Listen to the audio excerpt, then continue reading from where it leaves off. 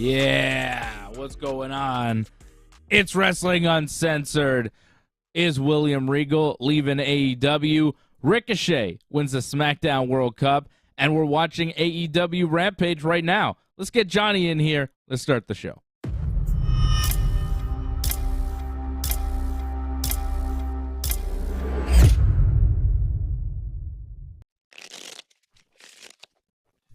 Oh, boy. Got caught off guard there, John. You see that? I was like, what? Thought I had more time. You weren't ready. I wasn't ready. You weren't set. I mean, I'm ready. I just wasn't ready at the time. But I'm ready now. How are you? Well, I'm all ready and set. I just, Dynamite felt kind of weird this week. I don't know about you. It's like the first hour, I thought they threw everything they had, and then they had nothing left for the second hour.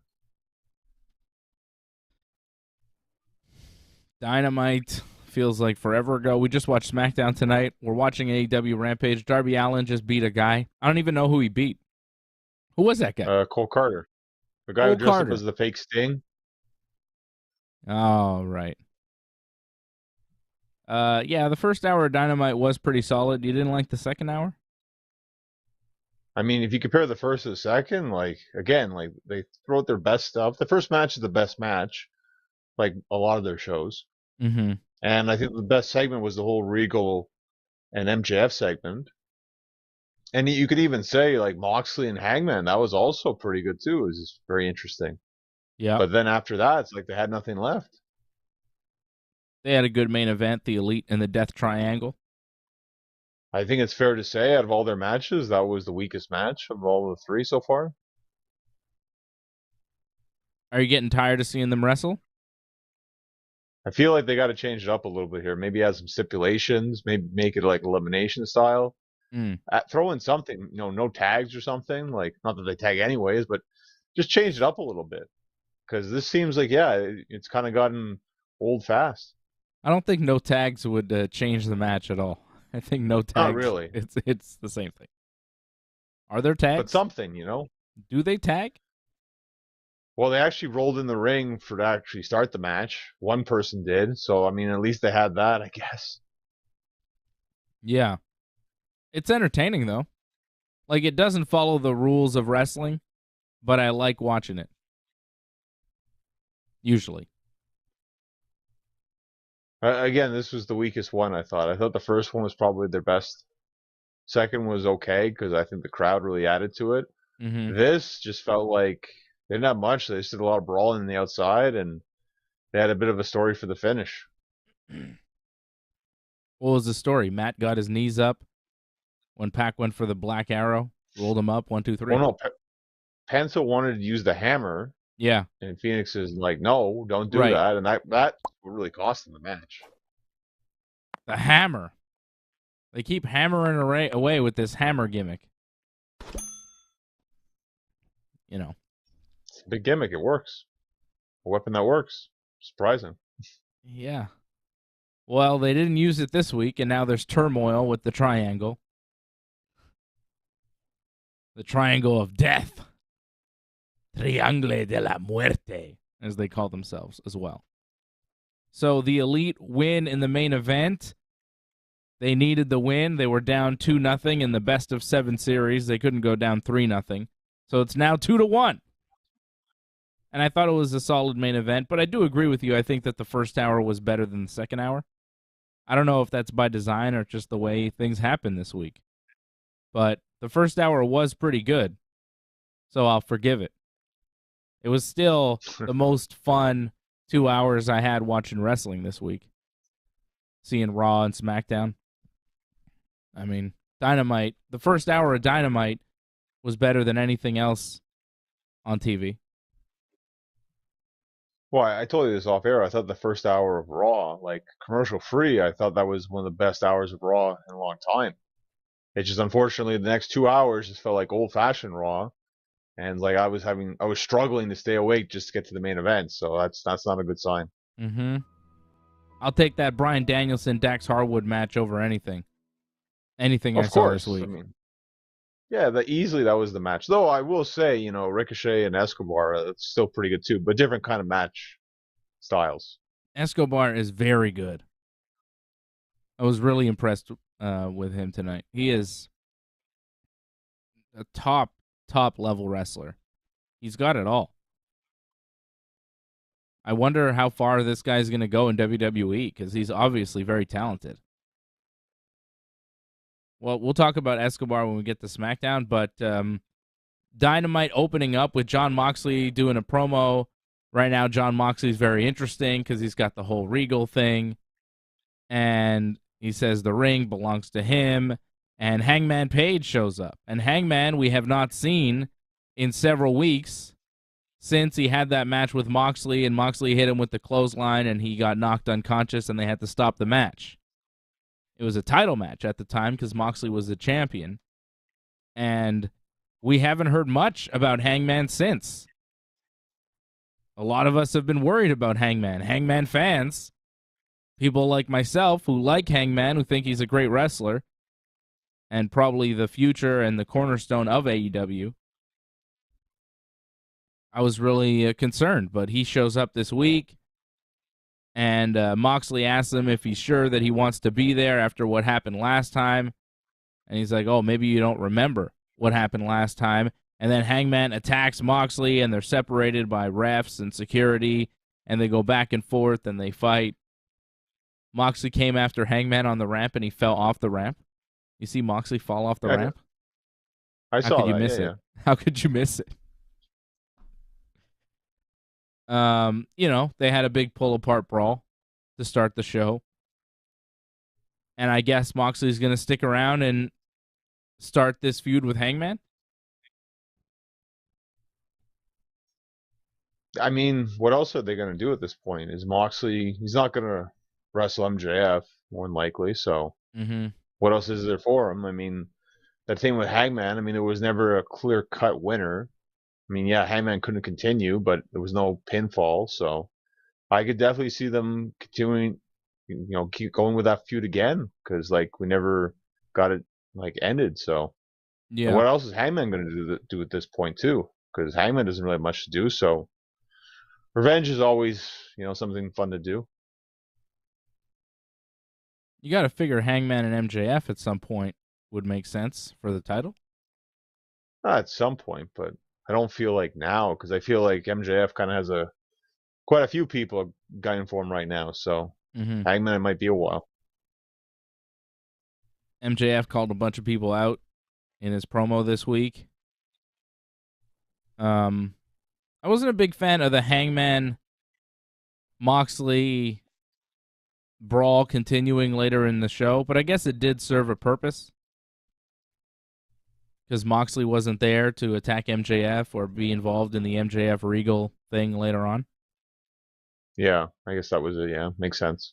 Because he had to be escorted out of the building. Hangman and Moxley kept fighting backstage and were then kicked out of the arena, where they were fighting in the streets at a bar? I don't know. Right, Moxley doesn't go to bars anymore. Sorry. I didn't. I mean that. I didn't mean to say a bar, but Moxley, he used to be in the bar in his promos. Not anymore, and so did Hangman, right? I think your favorite wrestler is going to wrestle right here. Looks like. Who? Jeff Jarrett? Yeah. Well, he's in his gear. We're watching Rampage right now, and Jeff Jarrett is in his wrestling gear for some reason. You've got the Acclaimed and Daddy Ass in the ring. Is this going to be Daddy Ass versus Jeff Jarrett in an impromptu match on Rampage? Well, they're chanting too much for Billy Gunn right now, so we can't even talk. I want to see Daddy Ass versus Double J. Rockabilly versus Jeff Jarrett. All these years later, it's never over. Could you imagine? If I were to tell you back then when Rockabilly and Jeff Jarrett... the best. And now FTR's come out. Oh, they said they wanted the best. Out. Well, Billy Gunn said they wanted the best. Oh, I see. So now FTR comes out.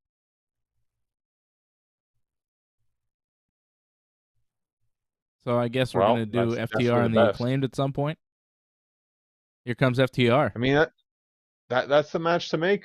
I mean, a team with 3 championships against the AEW tag champs. I mean, it's a no-brainer, I think.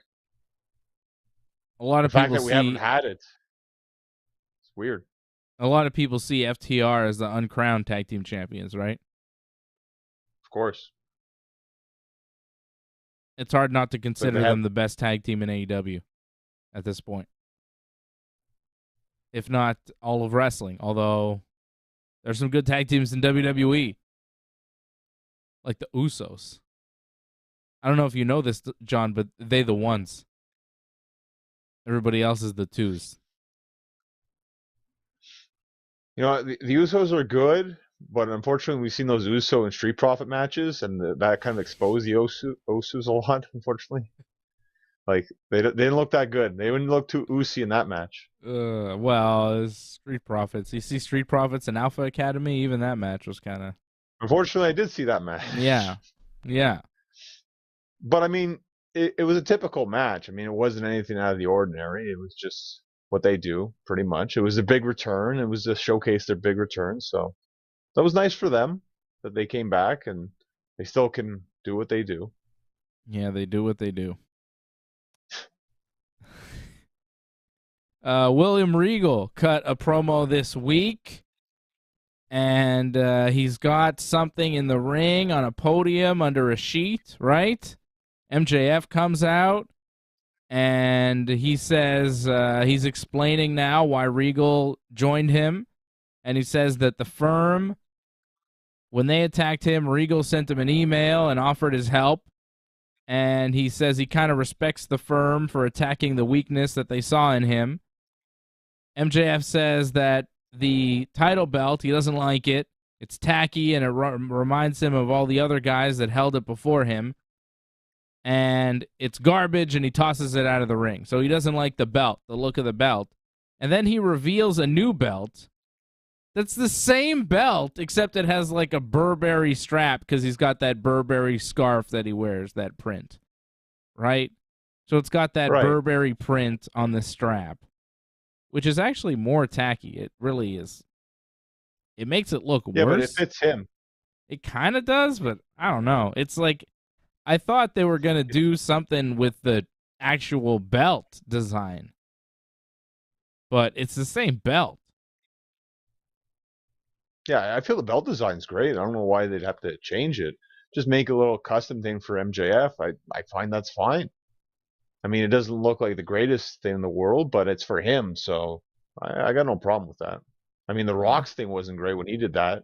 When he recustomized the WWE Championship, I mean, that was awful. However, it's the Rock. You know, they let him do a big thing. Makes sense. Are we talking about the Brahma Bull belt or the way the WWE Championship is now? The Rock like blue got one? that title.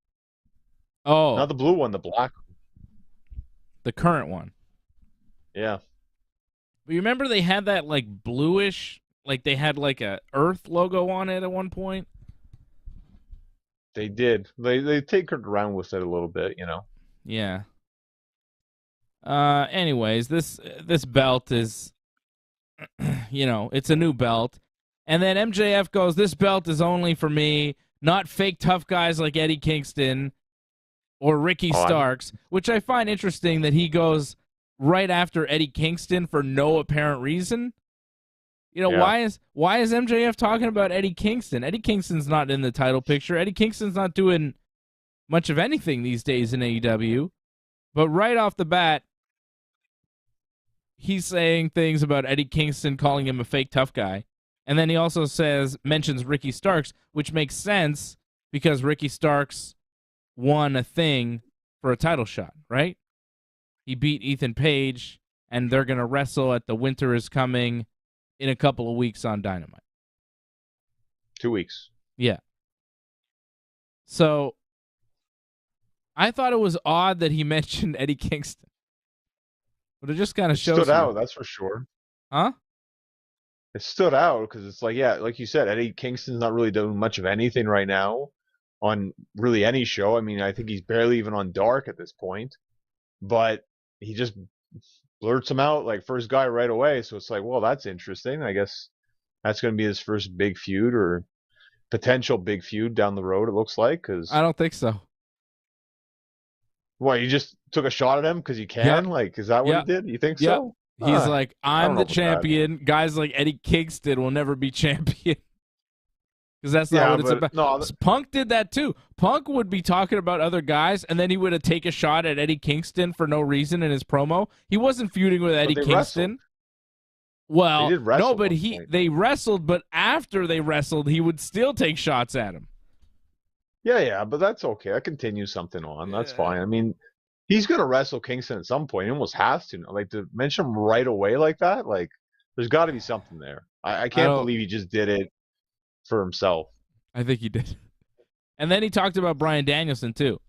He says Bryan Danielson is a fake. He's a fake wrestler, and he's not as good as MJF is at wrestling. Which,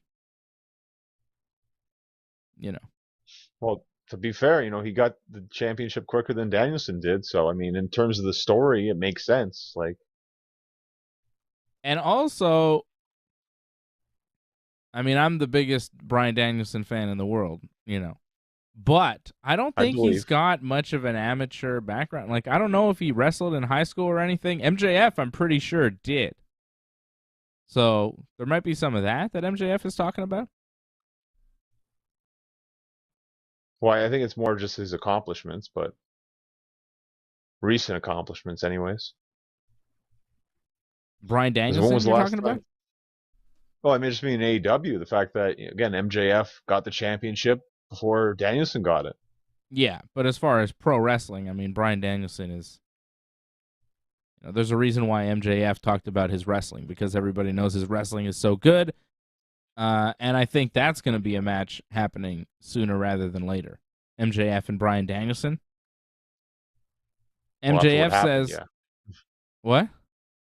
After what happened at the end of this, yes, of course. Yeah, of course, right? Like, it's got to be the next thing. MJF, though, says he's going to be the champion until the bidding war of 2024, and he's going to use the belt as a bargaining chip, and he talks about his buddy Saint Nick Khan, and the game, Trips. I mean, he's constantly mentioning these guys in his promos. Triple H and Nick Khan. And he says, well, maybe I won't even go to wrestling. Maybe Hollywood will win the bidding war of 2024. And the fans who wanted him to be champion will soon turn on him because they're fickle, which is a Bryan Danielson line. Okay, stolen. Remember when Bryan was calling everybody fickle? That was the best. Because they are. The problem with that was it didn't last long. That whole Danielson run when he was doing the whole environment thing, it was good. So good. But it was so short in terms of things that last, the Bloodline's been years, right? Like Danielson, he got 4 months at most? That Bryan Danielson gimmick where he redid the WWE Championship with the hemp belt, and he had Eric Rowan with him, and he was this heel environmentalist character, was so fucking good. Ugh. It was the best. Yeah, but it died quick, sadly. Because of Kofi Mania. Yeah. Right. Which was disappointing. I mean, I like Kofi and all, but that Danielson run was so good. And it was just getting good. And they're like, no, pull the plug. Forget it.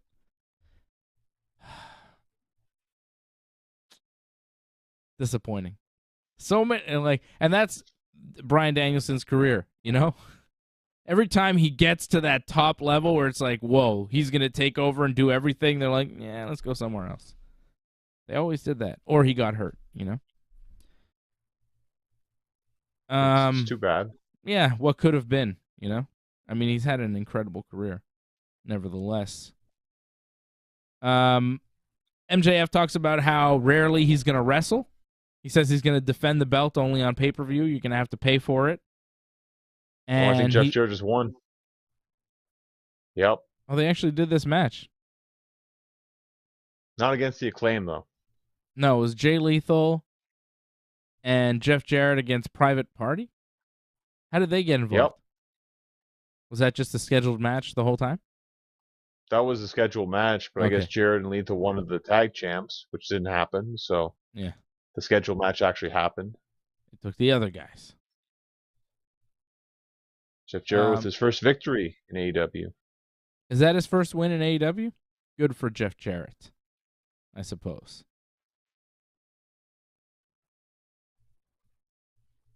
MJF took a shot at Bruno Sammartino. He says that he's going to have a world title reign that's going to make that schmuck Bruno Sammartino roll over in his shitty grave. Was that necessary? Well, that's just him, being a heel. Didn't he also mention like Hogan and JBL, like he's gonna have better title reigns than them too, or something? Yeah, yeah. It was odd to say JBL because, like, I mean, he had a good reign, but like it was a year, if not mistaken. Yeah. Or maybe a little under a year or something. Like, I mean, Hogan, 3 years, yes, or 4 years. Like, I understand that, but yeah. Why JBL, not say Cena? Well, yeah, well, you could even say Punk too, but whatever. Like, there was longer reigns than JBL. Like, yeah, it was a weird mention. Hogan or JBL? I was like, JBL? What do you mean, JBL? What are you talking about? I mean, yeah, he had a run there, but Bradshaw? I mean, I like him. He's got the best wrestling podcast out there. It's mostly Gerald Briscoe's podcast, though, to be honest. But they're very good together. It is my favorite. It's the best. They just talk to old wrestlers, excuse me, and get their stories. It's fantastic. Well, JBL was sorely missed this week on Raw. He's the best part of Raw, so when you lose him, like, it's rough. Thankfully, we got Kevin Owens back this week, so it made it a little bit easier. But well, get ready, tough. John, because this week on Raw, coming up Monday night, JBL is hosting an invitation-only high-stakes poker tournament on a wrestling show. Good, actually. That sounds good to you? Sounds ridiculous. Yeah. Well, that's what they've advertised for Raw. Like, those segments have been pretty good so far, so I look forward to it. Okay. I mean, they might be good. Corbin's going to be involved, and he might wrestle. That's the problem. The problem with JBL's promos is that they usually end with Baron Corbin having a wrestling match. Just let JBL talk. And maybe just berate Corbin. I'd like to see Corbin start losing and JBL just berating him on a weekly basis. That'd be good. Yeah, I don't know if that's going to happen, but because did JBL even do commentary last week? I don't think so. I don't know. I tune out when Corbin wrestles. It's hard to watch. You noticed Don Callis, too, did not do commentary this week. Did he not? I thought was a little odd. No, he was just at ringside. Okay. Anyhow, MJF attacked Regal, right? He hit him. He started saying nice things about Regal, and then he hit him from behind and dropped him, and then Regal was, like, acting dead. They had to put a neck brace on him. He had fake blood coming out of his mouth. They acted like he died. Brian came out. Bryan Danielson came out. MJF left through the crowd. Danielson came to the ring to check on Regal. He got stretchered away. And a lot of people are saying that Regal's been written off AEW TV. That Regal had some sort of deal where if Triple H became the guy in charge of WWE, he could just go back. What kind of deal is that? I mean, there are reports of that being true, right? Which seems ridiculous. I can't imagine that is true. Maybe he just had a week-by-week contract or appearance. I don't know. That's a weird provision to have in a contract. Vince McMahon's in charge right now, but if something unforeseen were to happen and Triple H becomes the man in charge, let me go back. I could leave whenever I want. If Triple H wants to offer me a job, that can't be real, right? Is Regal really leaving AEW and just going back to WWE to resume his role as whatever? Management guy? You know? Like, it's odd, especially considering how AEW has, built a whole angle and stable and all sorts of guys around him. They're just going to be like, yeah, all right, just leave. It's fine. Doesn't seem like a smart move for AEW to invest all this time and effort in Regal. And then, Triple H wants you back. You can just go. That's fine. All this stuff with MJF that you're involved with, our world champion, and Bryan Danielson and Jon Moxley, all our top stars, you can just leave. Go back to WWE. It's fine. Go on their TV. I mean, that doesn't seem like a smart move. If you're trying to compete,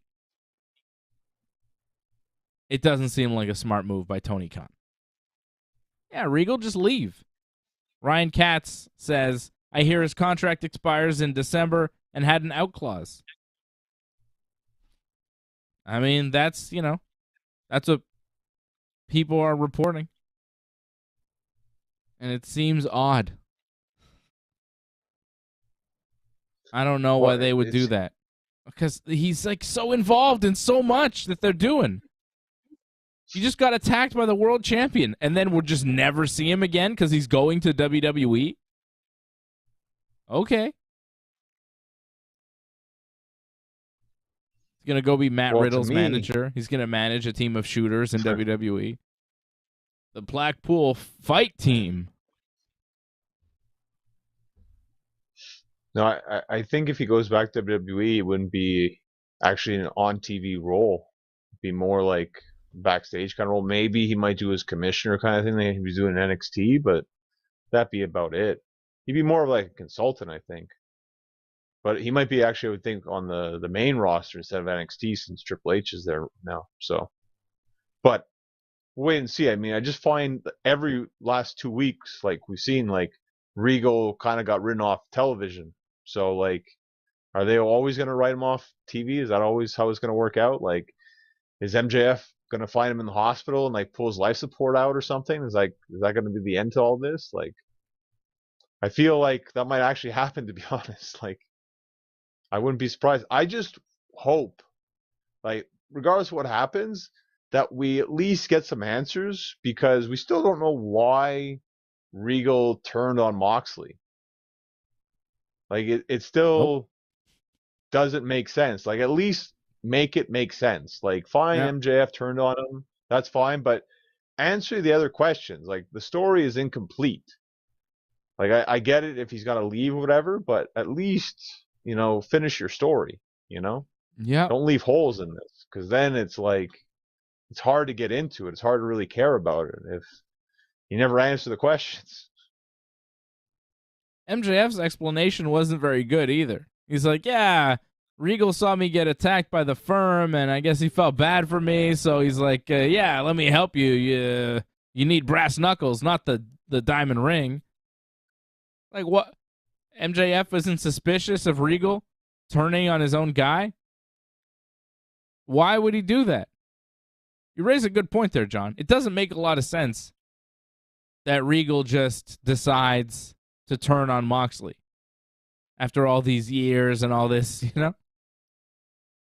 this bond they supposedly have. What is that? Doesn't make sense. And Danielson's just fine with it. Danielson's just there to support Regal no matter what. But now he's going to be mad at MJF because MJF attacked Regal, and that's not cool. Danielson was begging Moxley not to do it last week, right? This week when MJF hit him, it's like, oh, that's it.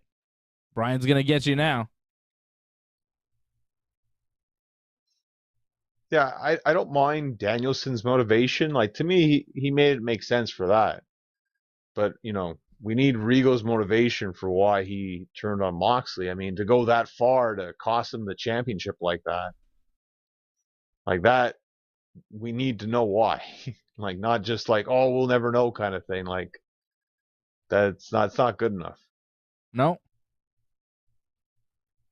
It doesn't make a lot of sense. It still doesn't quite add up. And I guess we'll find out more next week, but it's really unclear. I think Bryan Danielson probably goes after MJF, and we see Danielson and MJF at some point. But MJF right now, he's got a match coming up, like not this week, but next week on Dynamite against Ricky Starks. Ricky Starks beat Arya Davari in a squash match on Dynamite this week. Bryan Danielson had that great match with Dax Harwood, beat him with the label lock submission. I was wondering if Bryan was actually going to win that match. You never know. Interesting. I didn't have too much doubt in that one. Because, like, again, Dax is the tag team guy, right? Like, I saw a competitive match without question, but if you look at Dax's, like, singles record, it's not too good, to be honest. So, and, Bryan, yeah, of course he doesn't always win, but for the most part, he should win. Like, I think winning percentage is at least 70%, I would think.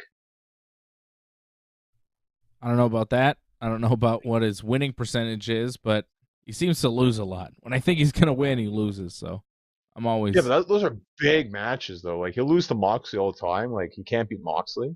That's his kryptonite.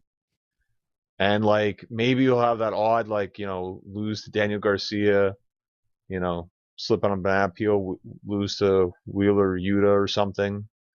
But those are rare losses, though. Showing us this Dynamite Diamond Battle Royal coming up on Wednesday.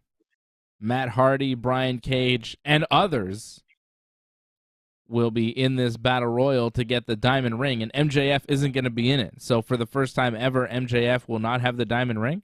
Is that the first time? No, because this is the way they've been doing it. It's like there's the Battle Royal. Whoever wins the Battle Royal will face MJF for the ring in a match at a later date. For the ring? Okay. Right. Jade Cargill and the Baddies will take on Madison Rayne, Sky Blue, and somebody. I think Kiera Hogan it was. Acclaimed an FTR for the belts. Wow. That's gigantic. On Wednesday. On Dynamite. Whoa. That's not even Winter is Coming, too. Wow. That's a big match. That's this Wednesday. Acclaim versus the FTR for the belts. You think FTR wins? I mean... I hope so, to be honest. I don't know. Acclaimed is really over, though, right now. The people love them. They get the people going, John. How do you stop that? Darby, I don't know what this Darby promo is. He's challenging Samoa Joe, it sounds like. Oh. It sounds like he's challenging Samoa Joe because he wants the TNT title back, I guess. I like that. Yeah, that's a good match. Wow, they're gonna make Winter's Coming. Doing it. Like TNT title, Samoa Joe versus Darby Allin this Wednesday on Dynamite. That's a big one too. Well, Winter's Coming is gonna suck compared to next week. Yeah. That's pretty good. Those are two big matches. Well, Winter's Coming, you got MJF and Ricky Starks. That'll be pretty good. Yeah, but acclaimed FTR and Samoa Joe Darby Allin. I mean, next week is much better. Yeah, but they could do Bryan Danielson against somebody cool like from New Japan and fix the whole show. Danielson Tanahashi. Some sort of tag match? You never know. What? Isn't there some sort of tag match? Isn't it like Claudio and Wheeler against like Hager and Daniel Garcia? I think that's this week. Okay. That's we'll this wait week. And see, I guess. Because they're setting up Claudio versus Jericho at that Ring of Honor pay-per-view next Saturday for the Ring of Honor belt. Oh, that's right. Right? That's right. It's next Saturday, yeah. And Daniel Garcia versus Wheeler Yuta for the Ring of Honor something belt. Pure Wrestling belt. Right? Right. And for whatever reason, like Chaos Project is at ringside. There's a bunch of people. Oh, it's a lumberjack match. That's why. Yeah, it's a lumberjack match. It's the main event of Rampage right now. It's, I don't even know who. Orange Cassidy versus QT Marshall, your favorite. You have a lot of favorites on this show. I know you love Rampage. What kind of main event is that? That's not a main event. I mean, QT Marshall, is a jobber in AEW. Does anybody think he's going to beat Orange Cassidy, who's a champion in this promotion? Ridiculous. I don't know, but I don't know if I saw it right, but wasn't Danhausen like in a car accident or something recently? I don't know. I didn't see Okay, I that. thought I saw that somewhere. I guess he's okay though. He's there, so He's there. this He's was not not bad. wrestling, but he's there. Shout out to Harold Schneider, member of the team. Join.ringsidereport.net if you haven't joined already. Don't forget to subscribe. Like the video. Subscribe to the channel if you haven't subscribed. You get a full year. Good luck if you subscribe right now. So that's a bonus that I give to you. Willow Nightingale beat Anna Jay. You didn't like that, John? So here's a problem with this match. Like, it's nice they bring in Willow. Like, I think she is a good talent, but we have no idea who she is, except for the fact on her Titantron it says, nothing matters, like smile all the time or something. So I guess she's a, happy-go-lucky, no matter what, nothing gets you down kind of thing, But that's all we know about her, pretty much, because you have to look at her Titantron. Like, there's been no character in terms of like her promo, vignettes, or anything. And she's been on for how many months now? Like, they don't do a good job at introducing these characters. That's the problem. It's hard to really get into it whatsoever. The crowd, I think, knew who she was, which was nice. That helped that they were into that. But it's really hard for most people to care when they haven't introduced these characters very well. I don't care about her at all. I barely know who she is. I see her wrestle. Right. I'm not interested. I see that she's okay at wrestling, but against Anna Jay, I could barely tell. The match was pointless. I wish I hadn't seen it. That's my review of that match. Like, I don't care. And I think that you're right. AEW has done a poor job of introducing this new character that they're trying to get over. But I think I've heard her speak a couple of times, and I haven't cared. So, there's nothing about her that stands out to me. There's nothing about her that separates her from the pack. She just seems like another wrestler on the roster. She's kind of got no gimmick. She can wrestle okay, but not to the point where she did anything that blew me away. You gotta grab the audience somehow. As a professional wrestler, you can't just go in there and be pretty good. You gotta be able to captivate the audience a little bit. And I just don't think that there was much there in that match. I haven't seen anything from Willow Nightingale, and I think the name also sucks. I don't like the name, Willow Nightingale. It's too much, and it just sounds weird. It doesn't fit her personality. You think Willow Nightingale, you think like somebody like Paige coming out, but like more Undertaker-ish, Not like all happy and stuff. Nightingale sounds like evil. She's not. She's like a Bailey type character, old Bailey, not current Bailey, not mean Bailey, nice Bailey, right? She's that type of character, and then she's wrestling okay. I don't see the point. I don't see the point of putting this on your A show. Put it on Dynamite, put it on AEW Dark until it's a finished product. A lot of stuff on Dynamite is just not ready. I think there's something there. She's obviously good at wrestling, but what about everything else? If you're judging her on a Bret Hart scale, right? Look, promo, in-ring ability. In-ring ability, I give her about say 6 on 10 if I'm being nice, but really 5 on 10 if I'm being honest. And then look, same. Promo, 1. It's a pretty low score. I could judge a lot of people on that score. Look at AR Fox. The guy's got a look. The guy's got wrestling ability, very high level. He had a solid match with Samoa Joe this week. Samoa Joe beat him. He's good. He's a new character that they've introduced. See, AR Fox, Willow Nightingale needs to learn something from AR Fox. AR Fox, obviously, a pro and has been wrestling for longer than Willow Nightingale has, right? Right. And he knows how to stand out. First match he had on Dynamite, I go, I like this guy. This guy's pretty good. As soon as I saw him, I recognized talent. Right? And that's what you got to do as a wrestler on your first night out. You have got to impress. And not just your first night out, your second night out, your third night out, because people are going to be seeing you for the first time, and also people are getting to know you. You can't just have one good match and then a few okay matches and expect to get over. You've got to kill it every night. AR Fox is coming on strong. Good match with Joe. There's a reason why he got that match with Joe. But again, he's wrestling Joe, and Willow Nightingale's wrestling Anna Jay, who's been wrestling for all of, 2 years?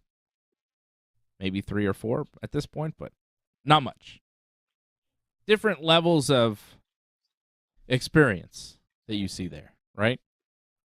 Yeah. Especially Joe. And also, Joe is Hall of Fame talent. Yeah, well, without question. But also, we saw the return of Ruby Soho as well. That was the end of that match. Yeah. She came out, confronted Ty, and I guess they'll continue that feud, I guess. Yeah. Willow beat Anna Jay, and then Ruby Soho showed up and attacked Ty Mello, who's in Anna Jay's corner. At one point, Ty punched Ruby and then fell down, and then she left the ring. It was horrible. It's horrible.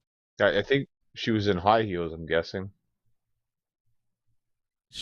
I don't think she was supposed to punch her. She threw a punch, then took a bump, and then rolled out of the ring. That's how Ty Mello exited that little encounter with Ruby Soho on Dynamite. Well, did you see Anna Jay? Like, she took like a forearm, and then she was like dead on the floor afterwards. Like, they were fighting afterwards on the floor, and she's still just dead on the floor. Yeah. Lack of experience. And then you have Jade Cargill in the ring cutting a promo with the baddies. Great outfit. Yeah, she looked like $1 million. She looked like a superstar. Yep. Look 10. Promo 7. Wrestling about a 3 at this point. Well, she didn't really wrestle on Dynamite. No, I'm saying if you're judging Jade Cargill on the Bret Hart scale on 10, right? Right. Okay. That's fair. The look is a 10. Can't get better than that as far as a pro wrestler. Promo ability, she's got it, about a 7 maybe, 6 or 7. But the wrestling ability in the ring is still, it needs to catch up to everything else. Well, 1 year in, I'm pretty happy with what she's accomplished in 1 year. Yeah, but if the wrestling ability caught up to everything else, my God. Yeah. It'd be great. It would be great. I think it will. Because her matches, give it time on that one. You don't get excited for her matches. I haven't seen a Jade Cargill match where I've said, God damn, that was good. I've seen them, and I go, it was all right. And sometimes it's like, ooh, that was really bad. It doesn't go to, it goes to all right, and that's about as good as she gets. She doesn't get to, really good matches. So I would like her to get to that point. Because if she can, then she's golden. It's over. I won't disagree. Just the fact that she needs to face, top tier competition. She kind of faces the lower tier, so it doesn't really help her. Something going on here with your buddy Kip Sabian right there. Is he gonna help What's he QT doing win there? the title? Kip Sabian was almost distracting Orange Cassidy. Kip Sabian, I guess, is one of the lumberjacks. He distracted Orange while Orange was on the top rope. He pushed him off the top rope. Like, it was more than just a distraction. Yeah. Right into a diamond cutter. Orange punch from Orange Cassidy into a move. Looks like the finish. Break. 2, 3. There you go. Orange Cassidy, big shock, beats QT Marshall and retains his All-Atlantic title in the Lumberjack main event of AEW Rampage. That I wonder how many people in Indianapolis actually stayed after Dynamite all the way for this match. I hope they had a dark match or some sort of dark promo afterwards. Because if I had bought tickets for Dynamite and it was 10 p.m. and they said, stay tuned for Rampage, our main event is Orange Cassidy against QT Marshall in a lumberjack match, I might head for the door. Well, this is what our show is. The whole caption is, the headline is, and wrestling part 2. Like, this is it, right? What do you mean? Because like that goes off the Kenny Omega promo they did after Dynamite went off the air. So get ready for wrestling part 2, which is Rampage. Which is that what he calls it? Yeah. Wrestling part 2. Okay.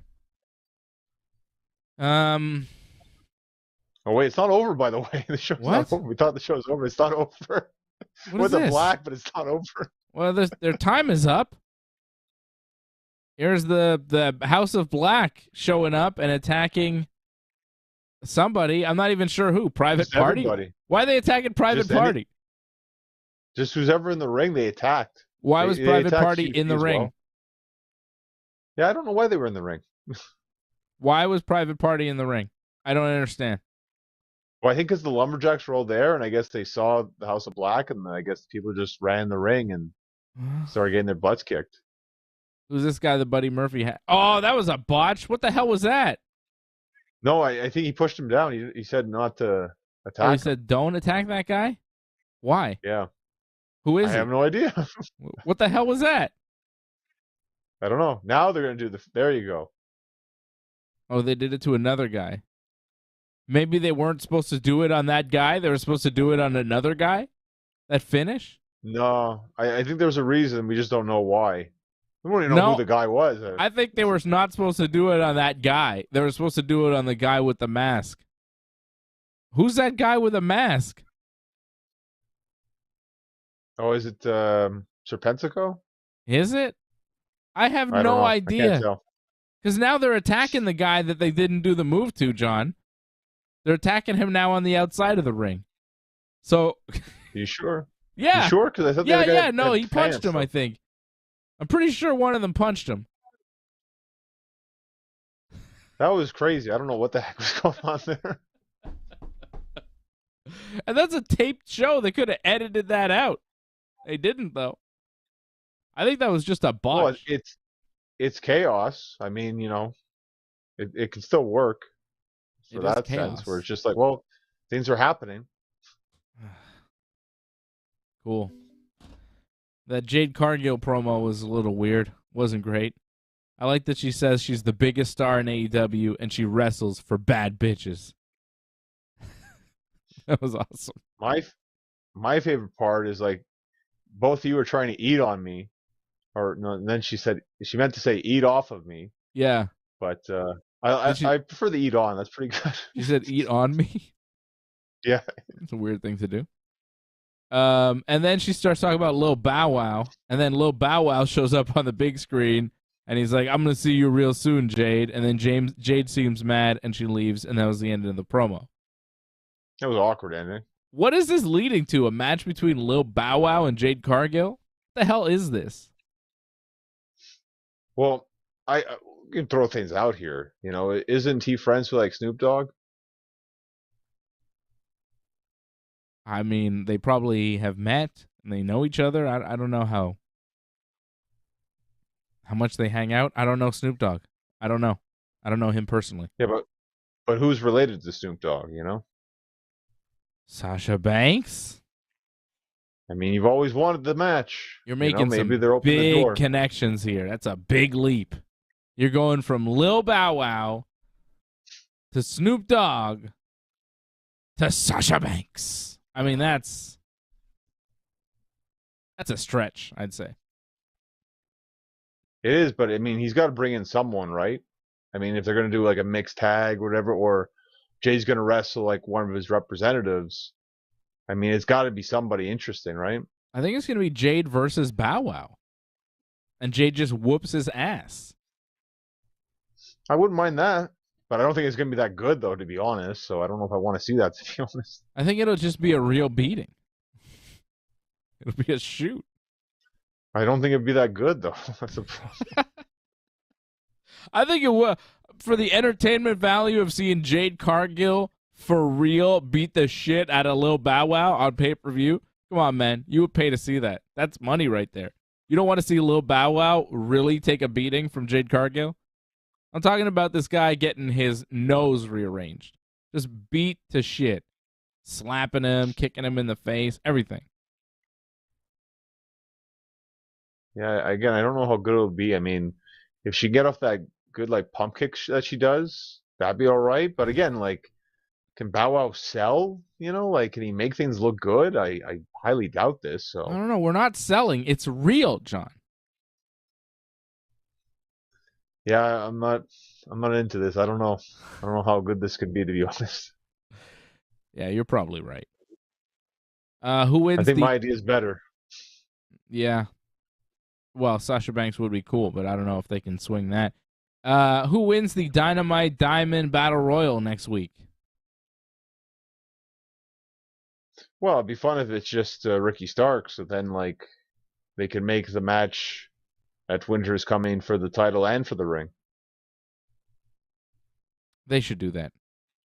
They should do that. We'll see if that happens. I don't know. It's stupid for a champion to defend a ring and not his belt.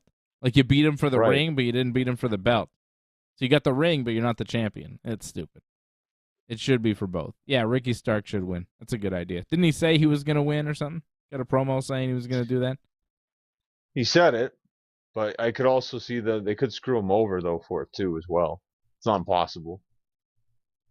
But he should win. Well, I know we both like to play video games. Good news, CM Punk, according to Sportskeeda, who not only does stories about my tweets, they also get video game news.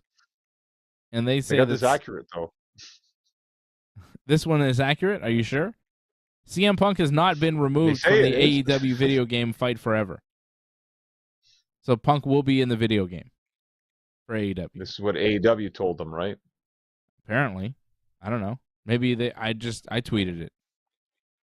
I'm not sure. Okay. Well, I think that's what they said, that AEW told them that CM Punk has not been removed from the game. Not on the cover, but not out of the game.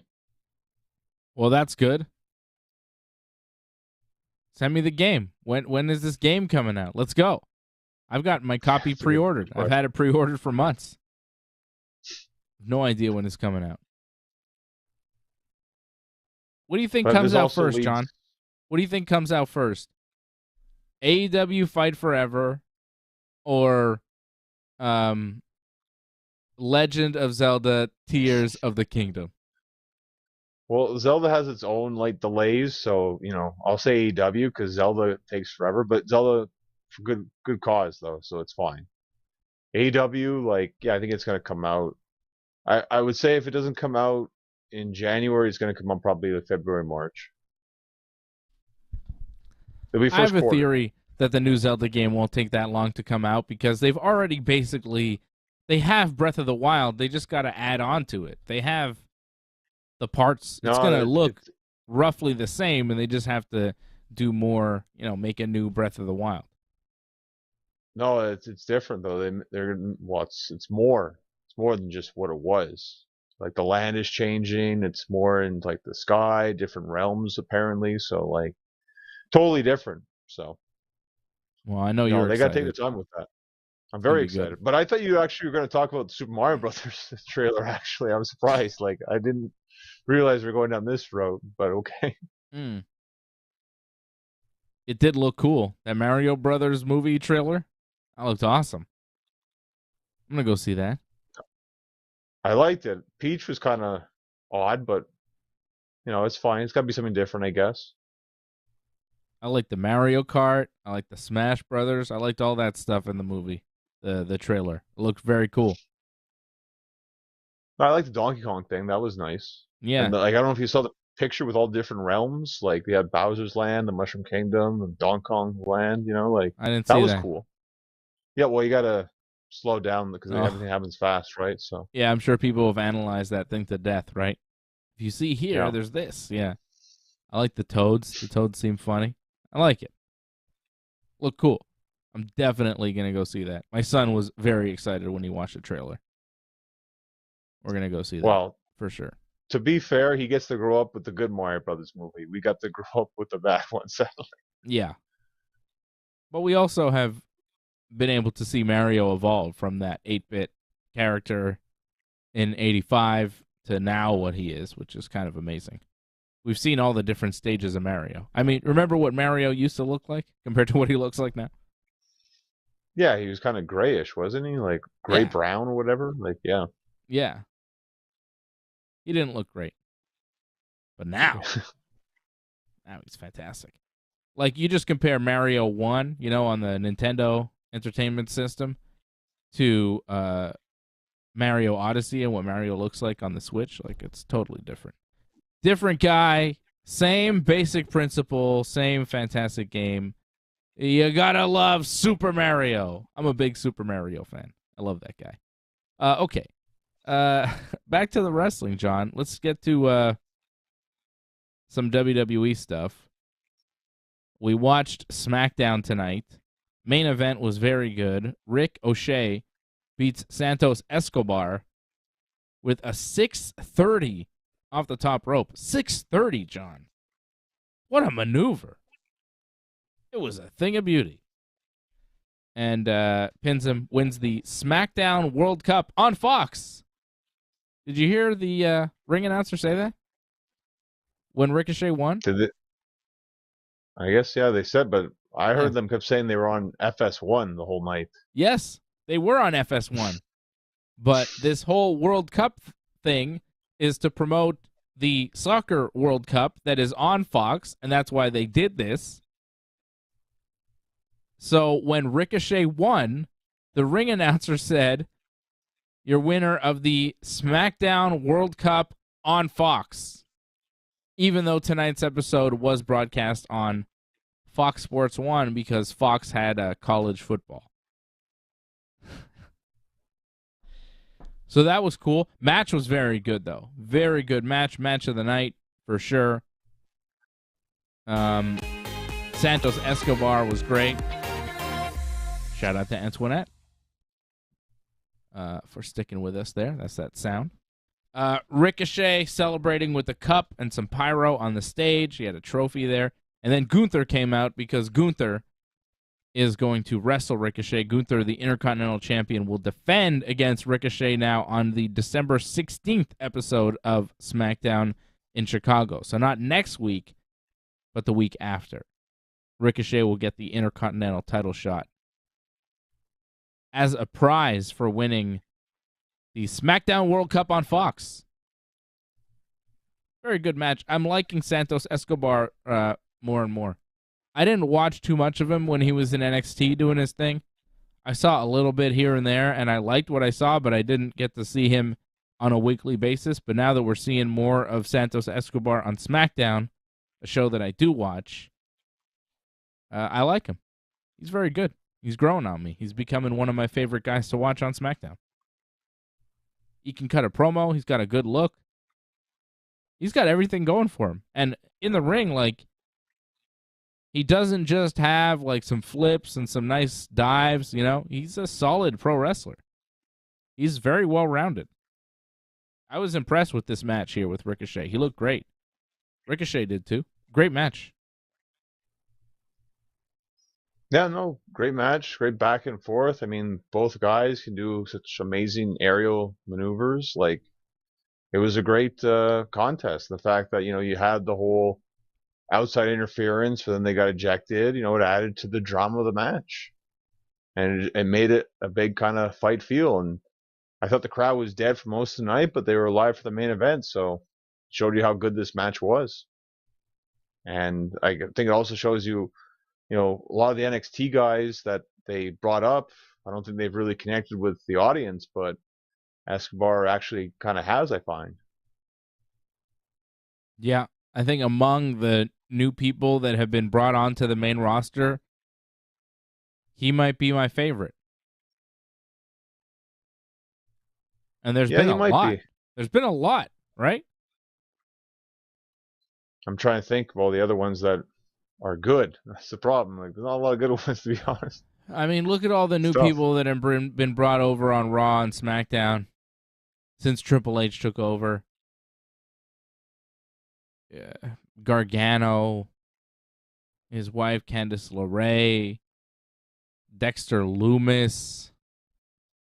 I mean, Bray Wyatt, I'll take Santos Escobar. Yeah, I think I'll take Santos, yeah. I like Dexter, but he hasn't caught on with the audience because the audience doesn't know what to really think of him. They think he's kind of weird. So that's going to take some time, I think. He wrestled The Miz this week on Raw. Yeah, that was pretty rough, to be fair. It took too long. If anyone wants to get over in WWE, you just come out with a table. The table is the most over thing in wrestling. Just come out with a table, and people will pop for you like crazy. Yeah. That's all you got to do. I guess. Did they bring out a table in that match? They used a table, and, they popped like crazy. That was the high point of the match. They should have gone home after that, to be honest. He did an elbow drop to Miz to the table. Yeah. In the fans there, in the crowd, on the floor. Right. Yeah. Lumis beat Miz with like a Cobra clutch submission thing. It was a no DQ match. Like an Anaconda Vice. Is that what that was? That's what it looked like to me. Lumis got a contract for Raw. He's a Raw wrestler now. Which, And then he got a bag full of money and passed it to the fans. And then Miz attacked him and took some money and took a $100 bill that Lumis gave to a kid away from the kid. And then Gargano showed up and super kicked the Miz and gave the kid the money back. And then Johnny Gargano and Lumis kind of gave each other a thumbs up. They're friends from NXT, and I guess we're supposed to know this. And I'm vaguely familiar with it. I thought they were a heel group. I know about it. Weren't they a heel group, though? No. Gargano was the heel, but Dexter was still somewhat of a face, whatever. He was like kind of like how he is with the Miz. He was with Gargano, like he was with Gargano, but like he still did his own thing in a way. Okay. Didn't he marry that Indy Hartwell? Right. What happened to that? Gargano wasn't for it, but it still happened. And yeah, he got released, so they just kind of ignored it now. Lumis got released. But now he's back, and he's not married to Indy Hartwell anymore, but he is still friends with Johnny Gargano. So certain elements of their past in NXT are supposed to continue, but other elements are supposed to be completely ignored, like a marriage. Is Indy Hartwell still in NXT? She is, yeah. Cool. The fuck is this? Hey, we can bring up Matt Riddle, like there's not always great human beings out in the world, like. Well, this is a storyline that WWE's not picking up on, not real life goonery from Matt Riddle. Just terrible. It's different, John. It's very different. Yeah, what was that? Just 'cause... Antoinette says, what's with the wrench? It was like a vice, right? Miz put a vice on Loomis's head and then tried to squish. It was a vice. He was trying to squish his head. Yeah. Turn the thing and it didn't squish his head. And Miz is like, "You're like not human." So stupid. It was so dumb. What a waste Yeah, that of was time. awkward. What Yeah. a waste of time. And then after Adam Johnny Pearce is Gargano back, did his too. thing, we had to watch Candice LeRae and Dakota Kai wrestle. Unnecessary. But yeah, Adam Pearce is back as like an official again. Yeah, what the hell was that? I thought Triple H was the backstage official. You know who'd be a good Raw GM? William Regal. Yeah, it might happen. Imagine. Next week on Raw, he's there.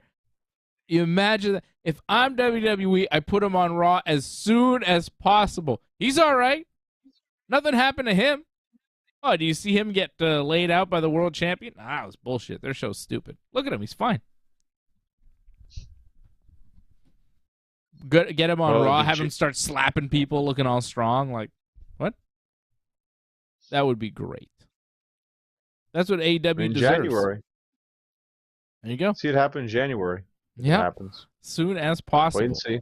They need an authority figure on Raw, and who better than Commissioner Regal? There you go. Ridiculous. Let's talk about Sami Zayn for a second. Sami Zayn, he's got new friends.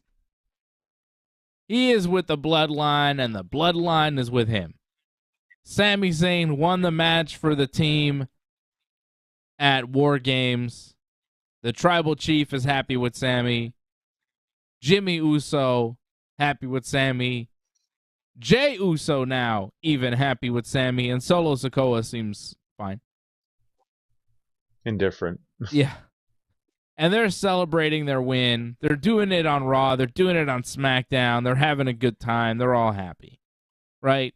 They're Usi. They're feeling Usi. They're doing handshakes. They're hugging. Usos and Sami on Raw trying to get a group hug. Solo didn't want to join in. Kevin Owens showed up. And Kevin Owens is like, at this point, I'm done with you, Sami. I want nothing to do with you. You know, if you want to be with these guys, that's fine. And Sami says, I feel the same way. I don't need you anymore. I've got a real family here with the Bloodline. And Owens says, yeah, I'm happy for you. And I'm happy that everybody can see how great you finally are. And everybody loves you now, Sami. And they're not your real blood, though. And they never will be. And Jey Uso gets mad, and he says, oh, Kevin Owens, you're just mad because you got no family around you, and let's fight. And then they have a match. Now, I know we're supposed to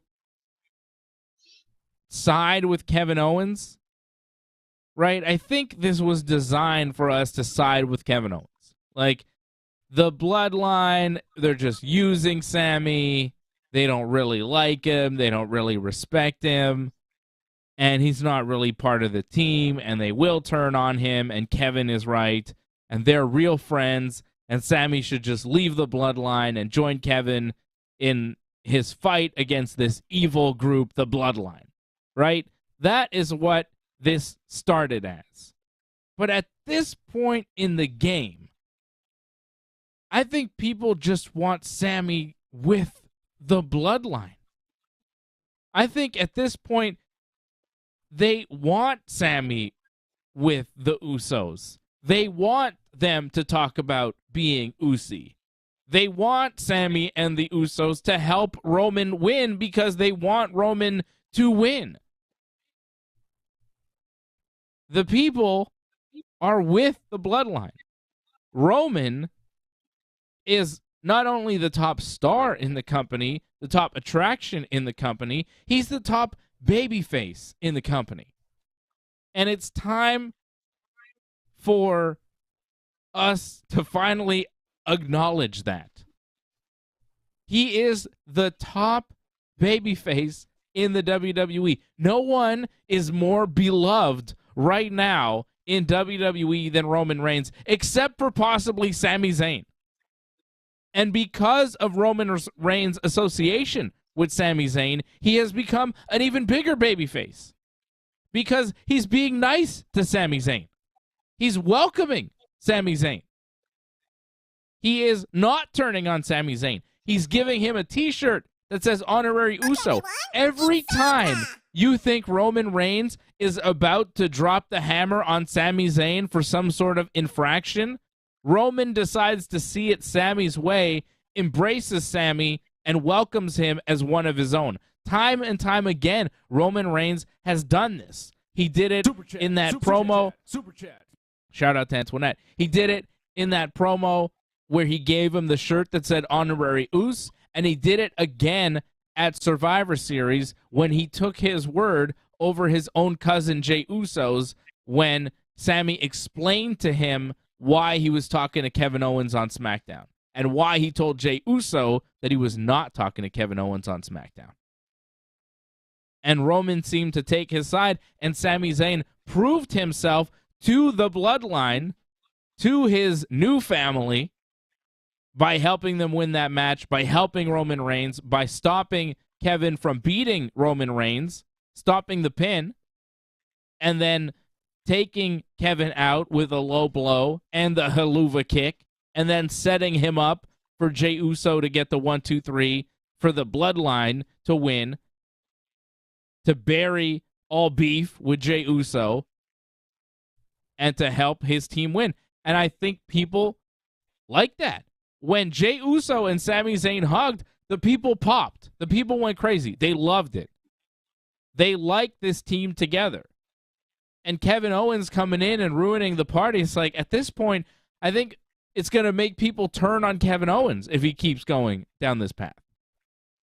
Because Kevin Owens, we've seen his WWE career. The first night that he was ever in WWE on NXT, he was friends with Sami Zayn at the beginning of the night, and at the end of the night, he turned on him and he powerbombed him on the apron. He has been befriending and turning on Sami Zayn his entire WWE career. So for the audience to really believe at this point, after all the bonding that we've seen between Sami and the Uso family, the tribal chief, how can we really believe that Kevin Owens is a better fit for Sami Zayn when you know that if Sami does say, Kevin, you're right, I don't think they really like me, I'm going to go join up with you.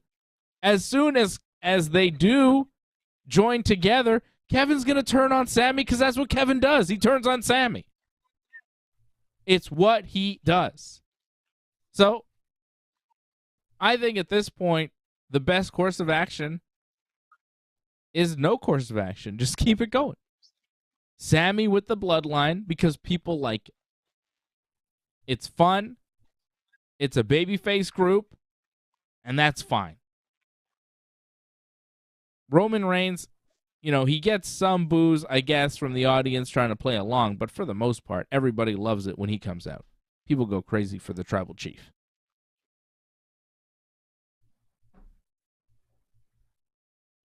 So Kevin Owens, I don't know, man. The more this goes with Kevin Owens and Sami, the more I think, leave him alone, Kevin Owens. And I guess he's following that path. If he were truly a friend of Sami Zayn's, he would say, hey, Sami, this seems like a pretty cool group of guys that you're hanging out with. Maybe I should join the Bloodline. You think they might let me in? That's what a true friend would do. He would want to join up with Sami and Roman and that cool team that they have. Solo Sikoa. Who doesn't want to hang out with Solo Sikoa? Well, Kevin's path right now is to go for the Universal Championship. And I'm guessing that's going to be at the Rumble. So this was the start of them building towards that. Despite, people putting out that Roman was mad at Kevin for what happened at Survivor Series for an uncalled slap, apparently. Yeah, apparently Roman was mad that he got slapped, right? I remember the slap, and I guess it hurt his eardrum, and I guess Roman had his eardrum hurt before in a previous match, so obviously you got to be careful with Roman. You don't want to hurt the top draw in the company, and I guess an uncalled slap, it's one of the worst things actually you could possibly do. So that's bad, but heated things happen. And, I think WWE was very professional by not having them at the press conference. When someone's heated, someone's mad, have them sit that out, like, let's not have them go out there and, express their grievances. Possibly a better move. So I think in the end, heated at the time, but it happens. People get heated. But I think in the end, they're going to do business, and we're going to see Kevin Owens and Roman Reigns. It's still going to happen, One little slap, is maybe in the moment, obviously not too pleasant, but, they'll get past that for the sake of business. And you think this will be at the Rumble for the Universal title? Roman defending one belt. Well, WWE, World Universal, okay, whatever both. they call it. You're saying all the belts. Yeah. The belt. Okay. I mean, when does Roman not defend both championships? That's it. People are saying they're going to split it off now. It's like he always defends both. So yeah, I have trouble finding a good reason why he would have a match for just one belt. Why any wrestler would want to challenge Roman Reigns for just one of the belts. I want to beat you, Roman, but just one of your belts because you should keep one. Why would that be the case? It's weird. Yeah, I don't see that. Doesn't make a lot of sense. Like, no. Like I could possibly see like the Rumble, like, oh well, the Rumble you get to choose either title, so you can only choose one title. So then in the Elimination Chamber, the winner gets a shot at the other title. But I also have a problem seeing Roman wrestling twice at WrestleMania. Like, do you really need to overkill Roman at WrestleMania when you already have like 20 matches set? Do you need Roman to wrestle twice? No. I don't think so. I think just, and, I don't know if people are mad about Roman versus The Rock, but that's the biggest match to make. I mean, if you can go with that match, go with that match. People are mad about honestly, that? Some people are mad about that because, again, it's the typical WWE. They'll bring back the big Hollywood star, big star. It's like Batista come back, win the Rumble, I mean, The Rock's a bit different, in my opinion, but whatever. Like, yeah. It's The Rock. I mean, exactly. Come on. This whole Roman Reigns tribal chief gimmick is tailor-made for The Rock, head of the table, head of the family. It is tailor-made for The Rock to stand up and go, hey, I'm part of your family, and I'm kind of a big deal. I'm The Rock. That is, as soon as Roman started calling himself head of the table and the tribal chief, everybody said, well, what about The Rock? He's kind of a bigger deal in your family, isn't he? You're both in the Anoa'i family. You are relatives. However, The Rock, for some reason, people resent him because he comes out every once in a while, but my God, people need to appreciate what he does for professional wrestling. If The Rock wrestles, it's a bigger deal and more people pay attention to pro wrestling and there's more money and it's good for wrestling. It's good for Roman Reigns, especially considering that The Rock will probably lay down for Roman Reigns in his retirement match at WrestleMania in Los Angeles, California. What wrestling fan in their right mind would see the run of Roman Reigns right now to see what he has done over the past several years and think, oh, no, I don't think that The Rock should put him over at WrestleMania? I mean, it would be a crowning achievement for Roman Reigns. It would elevate him to this higher status that would then elevate every wrestler that Roman would continue to wrestle on a monthly basis at their pay-per-views. I don't understand how some people could be so short-sighted as to not realize the potential of The Rock wrestling at WrestleMania. And it's 2 nights, He'll just main event the second night. And it's The Rock. He's earned the right. He is one of the greatest of all time.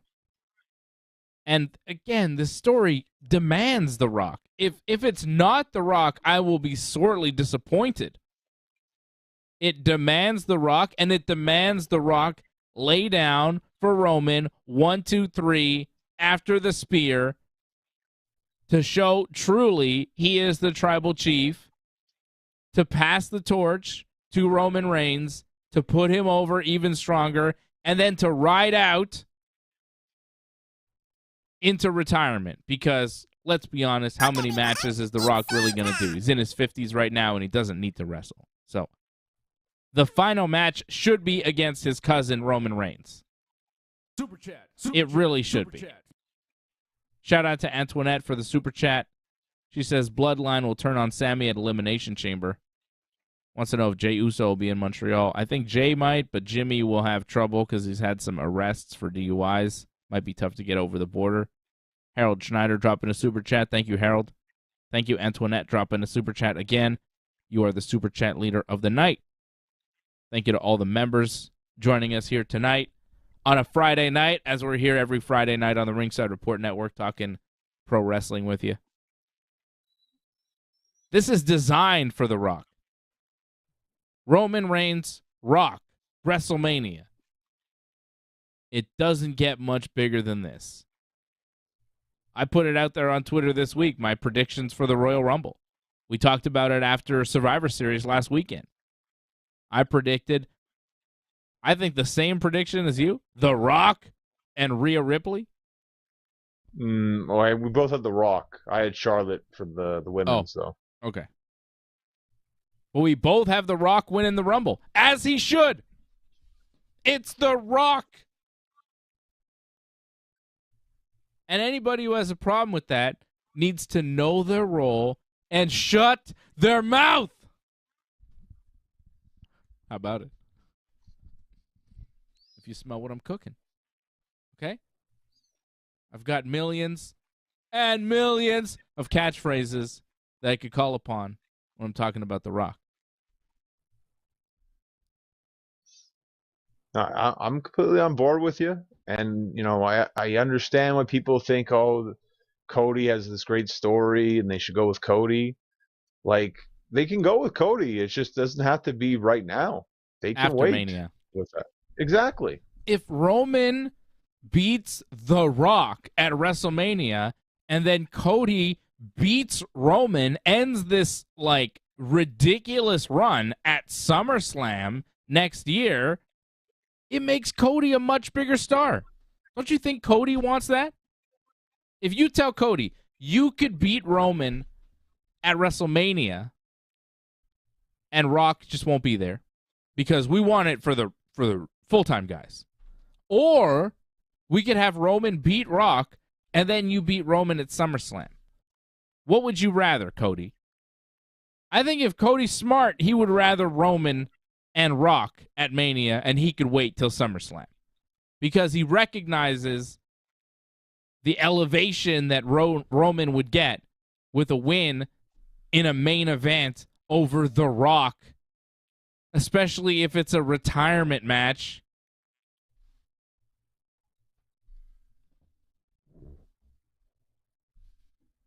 Come on, right? This is, Yeah, no, I'm totally on board. Are people new to pro wrestling?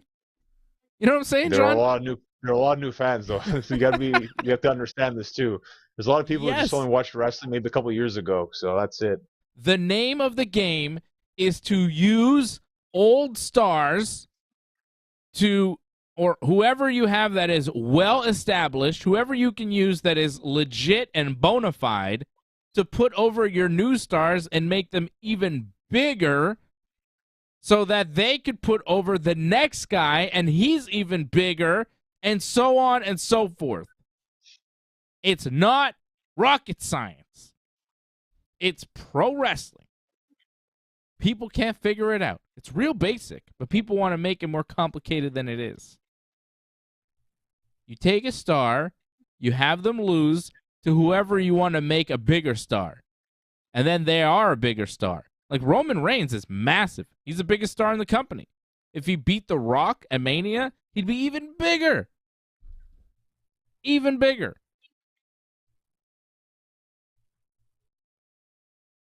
And it'd be good for everybody else. So, come on.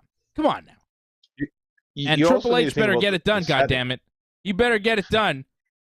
You better not fuck around. He better give me the Dwayne at the Rumble. And if he can't get him for the Rumble, get him for Mania. It doesn't matter. It doesn't matter when you get The Rock. As long as you get him for Mania.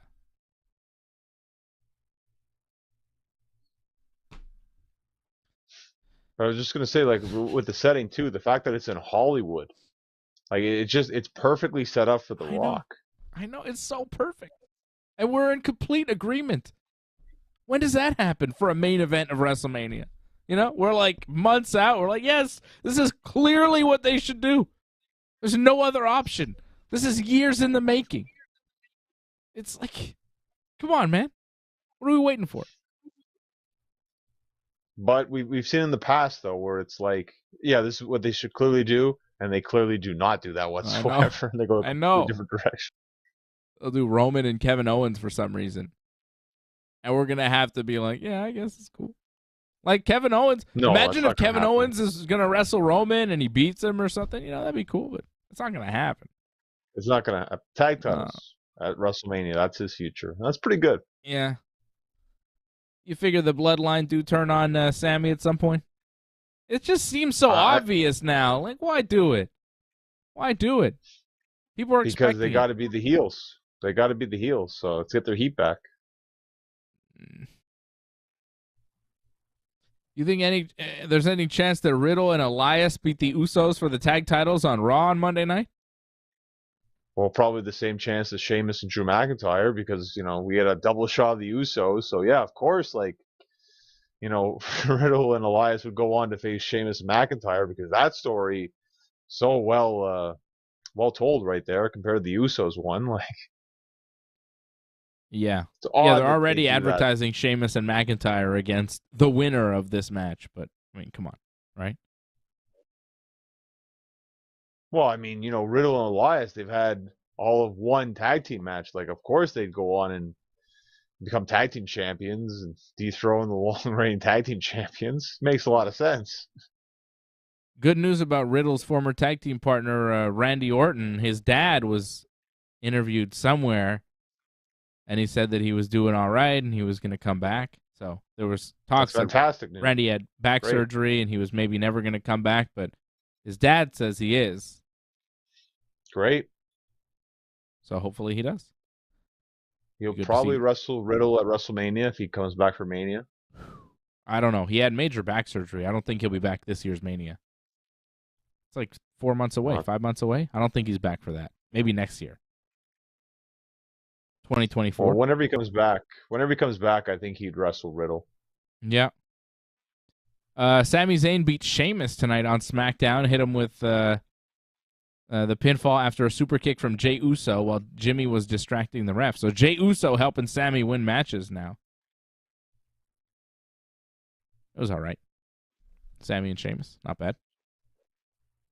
Yeah, it was okay. I mean, it was a fine match. Wasn't anything like spectacular, but you know, I think it helped again with the story, with the whole like, you know, Jey is finally on Sami's side, and the Bloodline is now a well-oiled machine, and brawling brutes, like, they don't always win, but they'll always like put up a fight. So they told all the stories needed to be told there.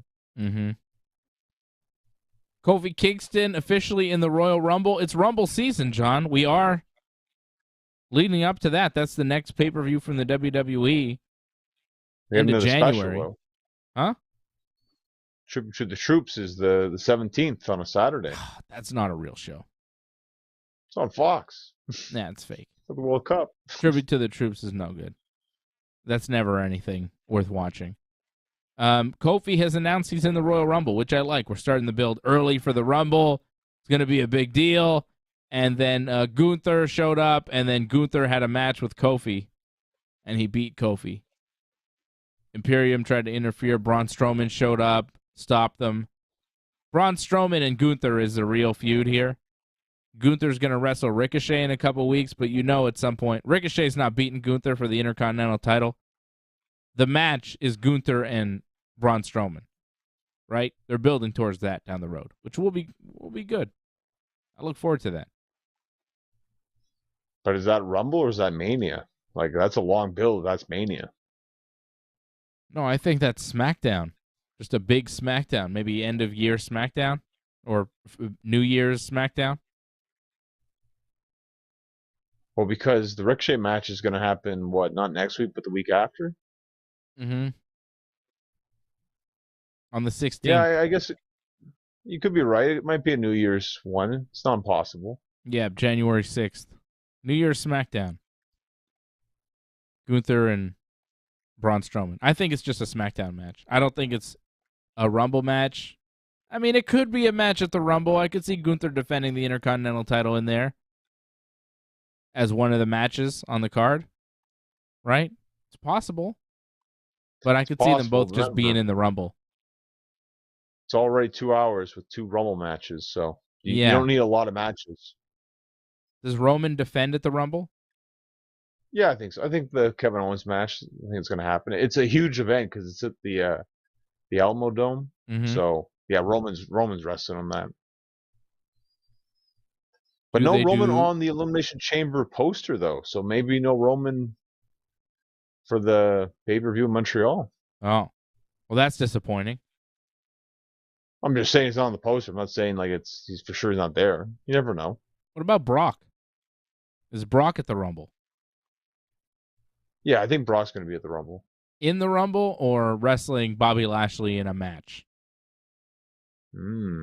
Probably just in the Rumble. I think he'll probably wrestle Bobby. I think they'll have their trilogy at Mania probably. Rock and Brock, final 2 in the Rumble. Calling it now. It wouldn't be like Cody or something? But no, that might get heat on the Rock, so you don't want to do that. No, Brock. Have him take Brock out.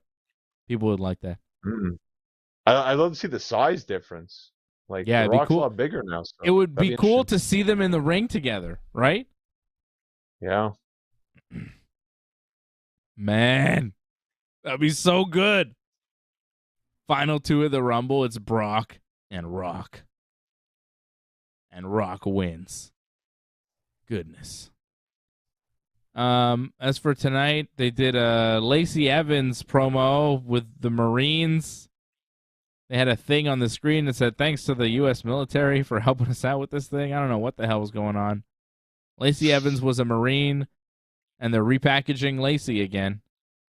New gimmick. Yeah, that didn't work last time when they did this. When she was pro-American, that backfired, and they turned her heel, and then they just jobbed her out. And now they're doing it again. Yep. I don't get it. She's Sergeant Slaughter. Slaughter was good. It's tough with Lacey because, Slaughter didn't get repackaged like that. I mean, he did turn on America, but, that was about it, though. That happened one time. It's not did this and then failed and now she's going back again. It's a tough sell. Yeah, it is. I don't know.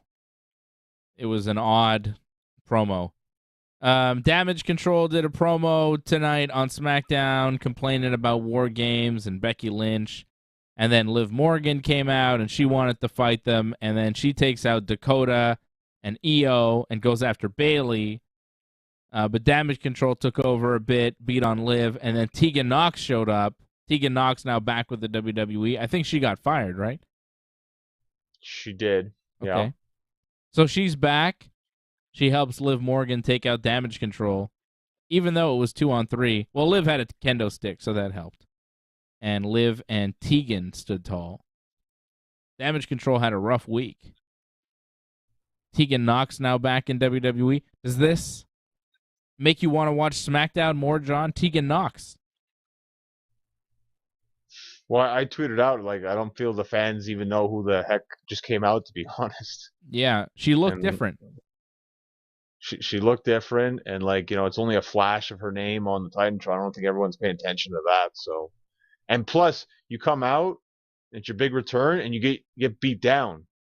It's like that's not really a great return, to be honest. Like Liv Morgan saved you in the end, so you don't look good in your comeback. That's never a good sign.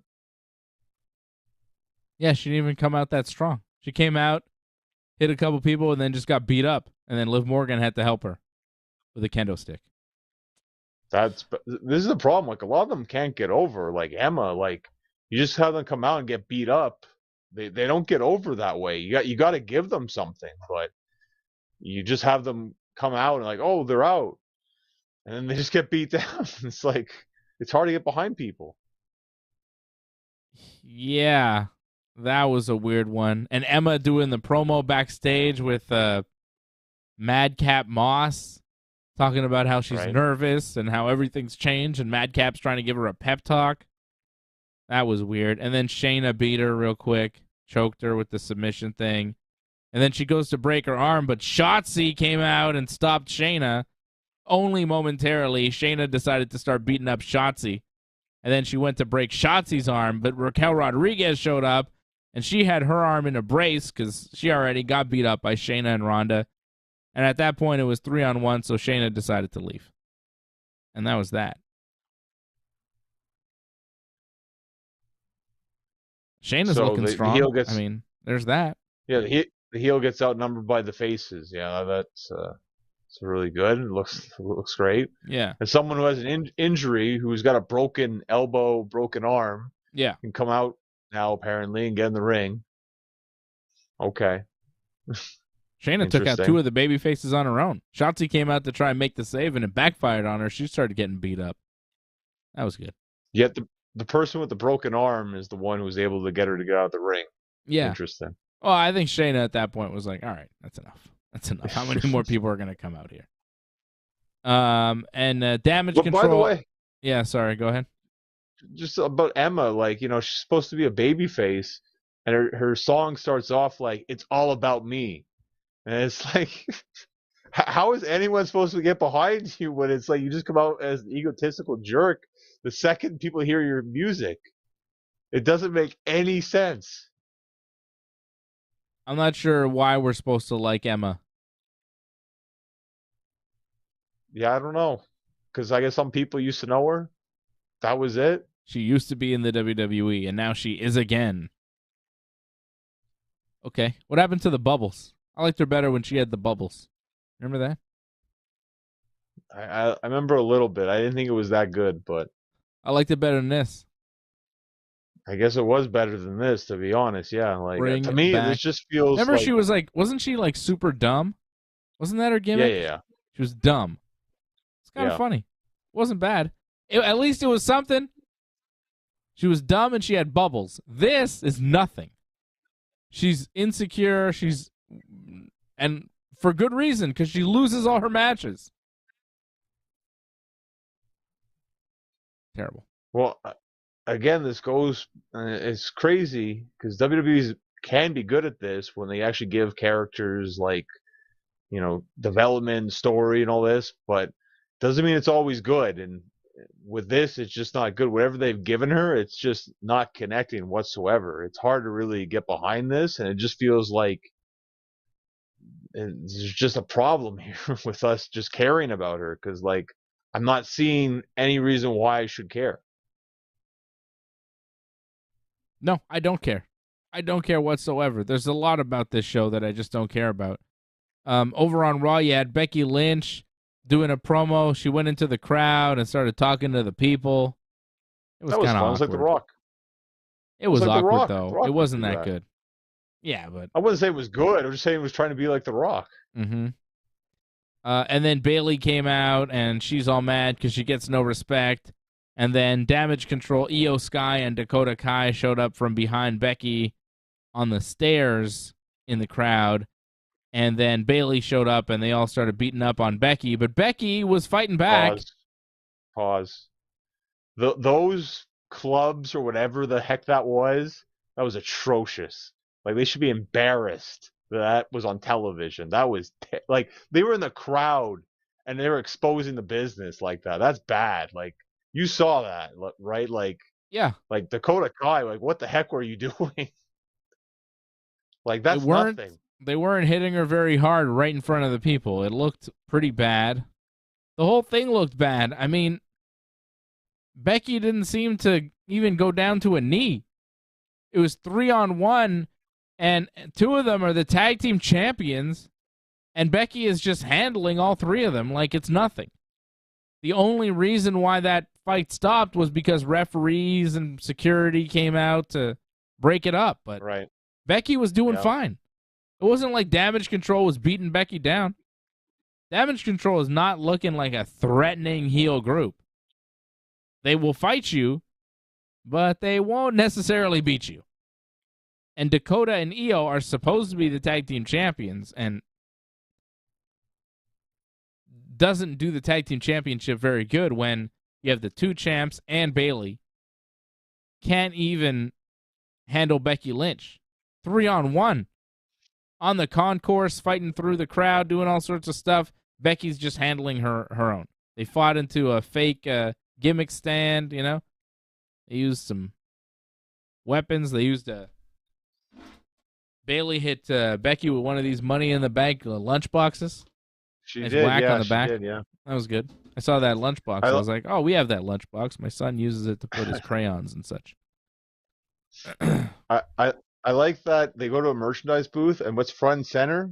It's not a current star. It's Stone Cold Steve Austin. Like, that's the main merch. Yeah, it was Nothing's the name of the changed. town, 316, right? It was like Norfolk 316. Like, that's all people want is just Austin stuff. Like, no one cares about the current stuff. Well, Austin's way better. And he's current, too. He was at WrestleMania this year. Probably be at WrestleMania next year, too. Austin's always current. Austin Well, Cena. it goes to show the old stars are still over. That's right. Give me Austin Cena at Mania next year here. Judgment Day beat the OC. Rhea Ripley hitting the Riptide on Mia Yim to get the win. Solid It was a match good there match. on Raw. Yeah, it was good. I mean, Dominic was in it, so that wasn't great, but the rest of it was all right. You see the Three Amigos? See the Three Amigos that Dominic tried to hit there? Awful. You're supposed to pop Yeah, your it hips. sucked. There was no terrible hip movement. He didn't even move. He just kind of rolled over. It looked awful. Well, the problem is he gets blown up. I think that's the problem. So Ugh. I know he's not a very good athlete. Like, No, he's garbage. He is garbage. Why was Seth Rollins wearing lingerie this week on Raw? It looked like 'cause, women's attire. What was going on there? Yeah, he's just weird. He likes to be weird and Okay. just tries to dress up differently. And Yeah, but usually he's wearing men's clothing. yeah, I mean, they're odd. It's odd clothing, but this week it just looked like lingerie. I was like, "Whoa, Seth, what's happening here?" This is a different version. And then he's trying to look all tough next to Austin Theory. It was weird. It was just a weird scene. I don't think that he meant it to look like lingerie. I think he meant it to look like men's clothing, just a different material, but just the way it looked. He looked odd. He looked odd. And he usually looks odd, but he looked particularly odd this week on Raw. I think the fashion just missed. I don't think he was making any kind of statement. I think the suit that he was given just kind of didn't hit the mark. Looked just like he was going for something that I don't think he was going for. Anyhow, he had a promo with Austin Theory, and they're going to wrestle at some point for the U.S. title because Theory took it. He's a U.S. champion now. Yeah. Yeah, it was pretty dry promo. Mm-hmm. But I think with the suit, it might just be because, Becky's back to being the man now. So, she doesn't have those weird outfits anymore. So they just gave leftovers to Seth, possibly. Is he wearing Becky's clothes? I wouldn't be surprised by that whatsoever. That's what it looked like to me. It was odd. It was very strange. I was like, what's going on with Seth? This is different. It was different. He always dresses weird, but this week was like, what is this?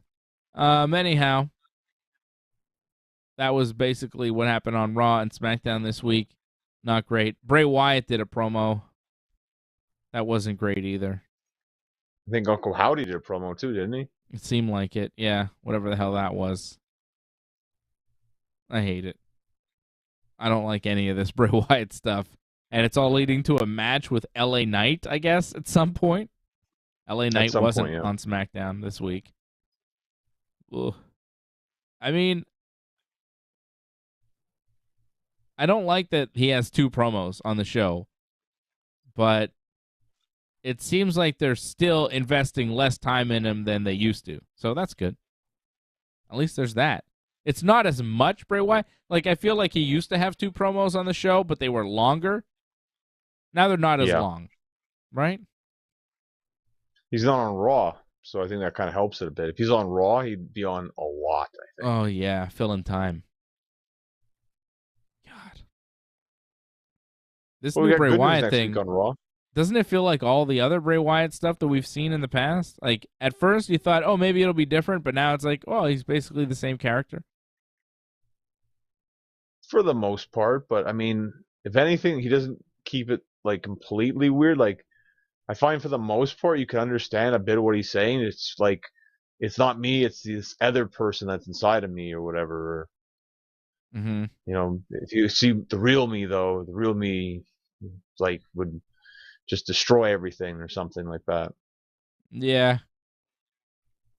I don't know. I don't care for it. It's not for me. I think some people like it, although at this point I'm not even sure. Wishing a speedy recovery to Robert Roode, who underwent spinal fusion surgery this week. Which sounds horrible. That. Yeah. That sounds terrible, yeah. Yeah. Poor guy. So I don't know if he's going to wrestle again, but hopefully he's all right. And next week on SmackDown, it'll be Kurt Angle's birthday celebration. It's true. It's damn true. I guess they'll be in Pittsburgh? Yeah. I don't know SmackDown, if it's not Raw, right? No, next week on SmackDown. It'll be the Kurt Angle birthday celebration in Pittsburgh. I'm not sure. Wow, it's actually his birthday. What a coincidence. December 9th is actually Kurt Angle's birthday. And next Friday, the WWE happens to be taping SmackDown in Pittsburgh. Do you think they did that on purpose?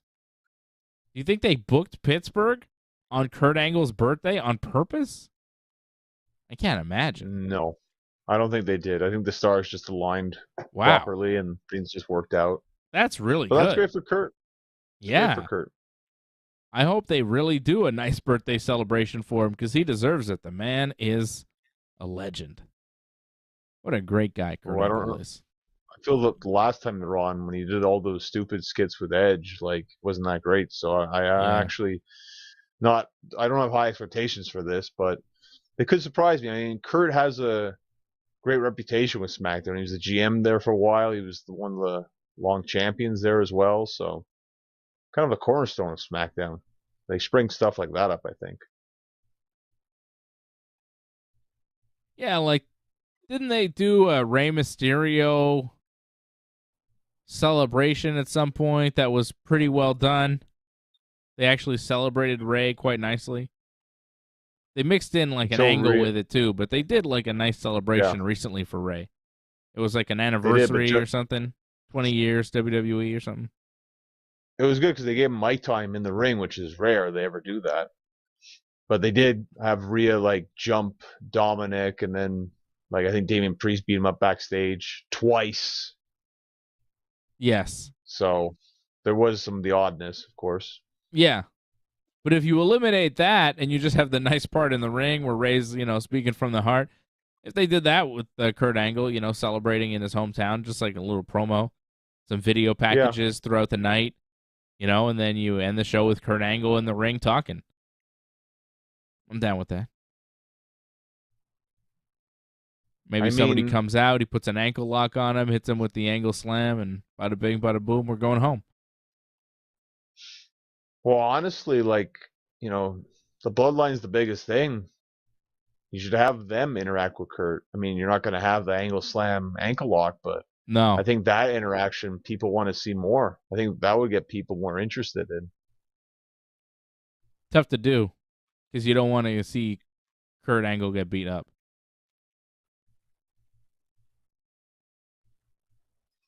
It is tough. Well, I mean, he doesn't have to get beat up. It's a confrontation. That's it. Maybe someone else comes out to represent Kurt. They did that in the past, I think. Mm-hmm. Yeah, I don't know. We'll see what happens with Kurt Angle, but they're doing a Kurt Angle birthday celebration in Pittsburgh on his actual birthday on SmackDown next week, which is pretty cool. That SmackDown is in Pittsburgh on Angle's actual birthday. You want to guess how old he'll be turning, John? I'll take the guess of like 50. 54. Wow. I didn't realize he was that old. He looks great for 54. He looks great for 24. It's Kurt Angle. Looks fantastic. Well, no, he looked a lot better at 24. He had hair back then too. Yeah, but at 24 he looked like an Olympic champion. You know what I mean? I mean, that's different. Exactly, yeah. Yeah. I'm saying a lot of 24-year-olds wish they were in shape like Kurt Angle is right now. You know? Come on. Let's be real. He's in better shape than most 24-year-olds. Still. They wouldn't want those injuries. No. Yeah, he might be in a lot of pain. But my God, I'm sure he could still move. That guy is a beast. Okay. Johnny, you're a beast. When can people see you in the ring? It's actually going to be this Sunday. I don't know if you could check the Torture Chamber Pro Dojo YouTube thing, but they have the whole commercial out, which I think you can air if you want. So that'd be pretty cool. I don't know if But I'm wrestling Nick McHaggis. I believe you saw him wrestle last time. He wrestled my tag partner. Yeah. And now I'll get a crack at him this Sunday. Oh, crack him good, John. Crack him good. There'll be some cracking going on. All right. All right. Well, that's a good one. This Sunday, and the info is where? On your Twitter? Well, I think it's going to be on my Twitter tomorrow. It'll be on my Instagram tomorrow. Put it all over the place. I'll put the video out. I think I already put the video out, actually. Okay. On my Twitter somewhere. Okay. So check John's Twitter at North Genesis, and it'll be this Sunday afternoon in Laval. That's correct. There you go. Cool. I didn't realize it was this Sunday. I thought it was next Sunday. Okay. We'll talk. I will be back here Thursday night. Do I have nothing this weekend? Am I off this weekend? Is this the first weekend? You have. This is the first weekend in like over a month where I don't have anything on a Saturday night here on the channel, right? November, you were booked. Fully booked. You aren't booked.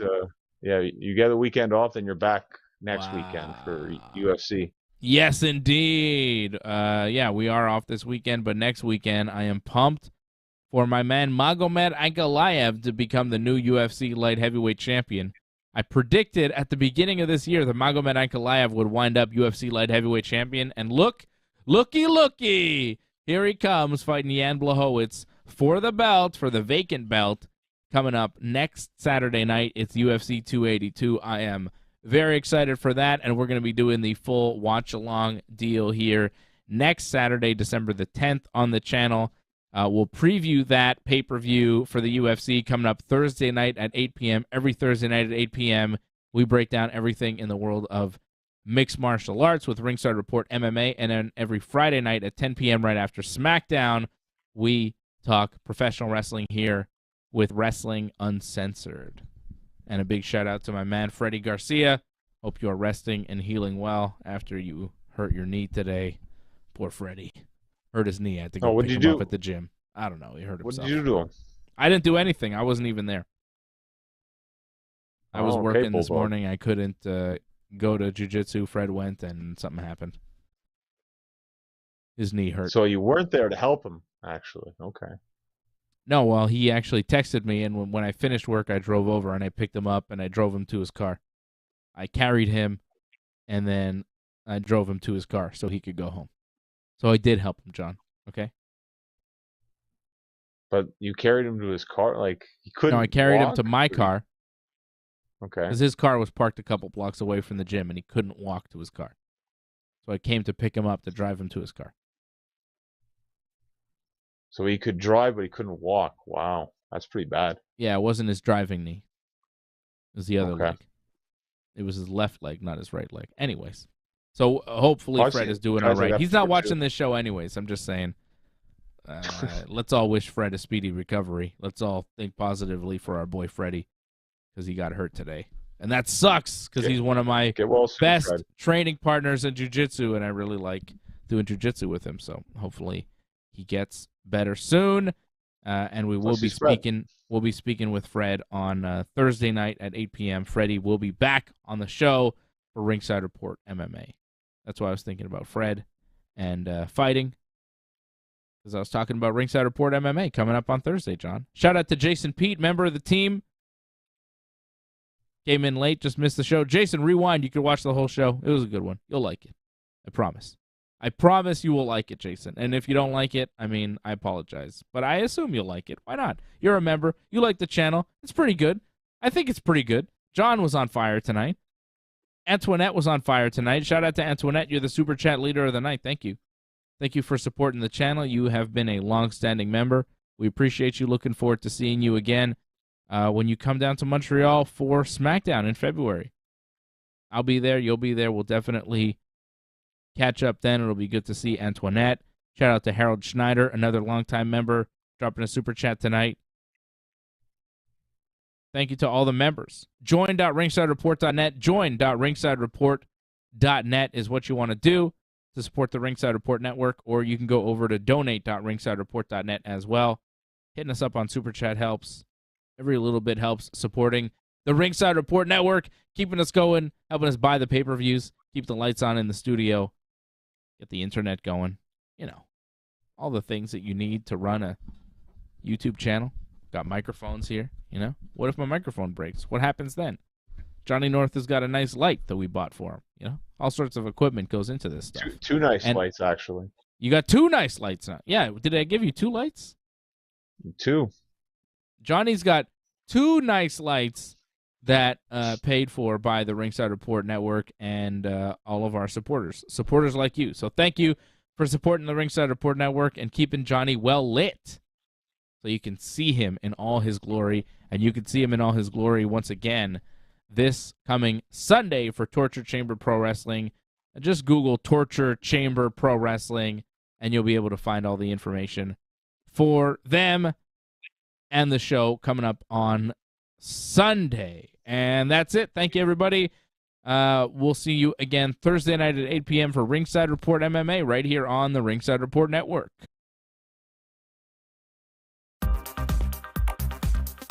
Please join in and give your support to Ringside Report Network. We've been providing expert coverage and commentary on both pro wrestling and MMA for over 15 years. Go to ringsidereport.net/support to find out more ways to support the channel.